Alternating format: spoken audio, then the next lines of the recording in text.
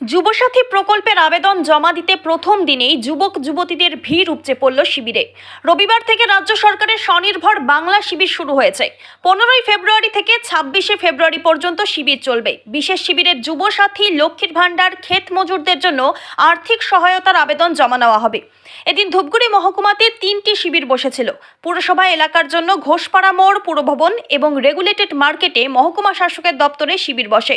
পাশাপাশি গ্রামীণ এলাকার শিবির বিডিও অফিসে বসেছিল। প্রথম দিনে শিবিরগুলিতে প্রচুর ভিড় ছিল। সকাল থেকে যুবক যুবতীরা লাইনে দাঁড়িয়ে যুবসাথী প্রকল্পের ফর্ম তুলে জমা করেন। এদিনের শিবিরগুলির কাজকর্ম মহকুমা শাসক শ্রদ্ধা সুব্বা খতিয়ে দেখেন। পাশাপাশি পুরসভার শিবিরের প্রাক্তন ভাইস চেয়ারম্যান রাজেশ কুমার সিং শিবিরে উপস্থিত ছিলেন। তিনি নিজেই যুবক যুবতীদের সুবিধার্থে ফর্ম পূরণ দেন।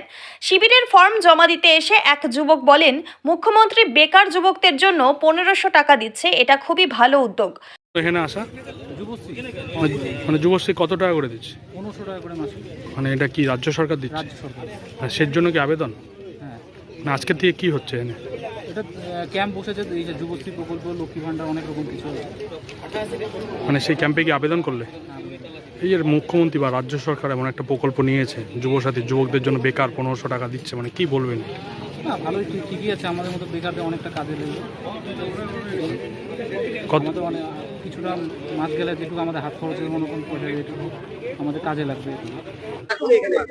এখানে তো আমাদের অ্যাডমিট কার্ড, আধার কার্ড আর প্রয়োজনীয় ডকুমেন্ট নিয়ে এখানে অনপ্যাকে আবেদন পূর্ণ করতে হবে।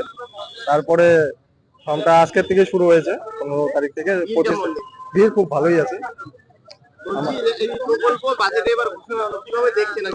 এটা একটি খুবই ভালো, আমাদের জননেত্রী মানবতাবাদী মুখ্যমন্ত্রী অনুপ্রেরণায় যে প্রকল্পটি আমাদের বেকারদের জন্য নতুন একটা আলো দিশে আমরা খুঁজে পাচ্ছি, যারা 5 বছর অন্তত দেওয়া হবে। এটা খুবই সুবিধা হবে সকল যুবক যুবতীদের জন্য আমি মনে করি। বর্তমানে আমি সেরকম কিছুই করি না, আমি বর্তমানে বেকারই আছি। যুবসাথীর পাশাপাশি শিবিরে লক্ষ্মীর ভাণ্ডার এবং ক্ষেত মজুরদের জন্য আর্থিক সহায়তার আবেদন জমা নেওয়া হচ্ছে।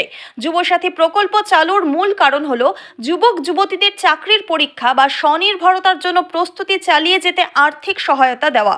সারা জীবন বেকার হয়ে বসে ভাতা নিয়ে যাওয়ার জন্য নয়। সেই কারণেই এই শিবিরকে স্বনির্ভর বাংলা বলা হচ্ছে। আজকে আমাদের স্বনির্ভর বাংলা ক্যাম্পেইনটা শুরু হয়েছে। 15 থেকে 26 অবধি এই ক্যাম্পটা চলবে এবং মিউনিসিপ্যালিটির জন্য আমরা দুটো ক্যাম্প সাইট রেখেছি, পুরনো ঘোষপাড়া মিউনিসিপ্যালিটি বিল্ডিং এবং এসডিও অফিস। তো মূলত 3টে নতুন স্কিম অ্যানাউন্স হয়েছিল। তো সেখানে যুবসাথী একটা প্রকল্প আছে, যেখানে প্রতি মাস যারা আনএমপ্লয়েড ইউথ আছে তারা 1500 করে পাচ্ছেন। তার মধ্যে ইরিগেশনের স্কিম আছে, যেখানে আমাদের RLI ডিপ টিউবওয়েলের ট্যাক্সগুলো মুকুব করেছে সরকার।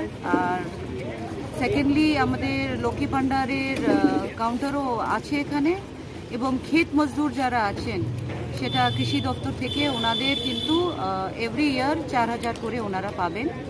তো এই 4টে স্কিম নিয়ে আমাদের ক্যাম্পটা চলছে। ম্যাডাম, গ্রামীণ এলাকার ক্যাম্প কোথায় চলছে? গ্রামীণ এলাকায় আমাদের বিডিও অফিসে চলছে। প্রত্যেক বিধানসভায় একটা করে মেন ক্যাম্প আছে এবং অ্যাডিশনাল ক্যাম্পসও রয়েছে। ধূপগুড়ি থেকে ভাস্কর মহন্তের রিপোর্ট, আমাদের টিভি।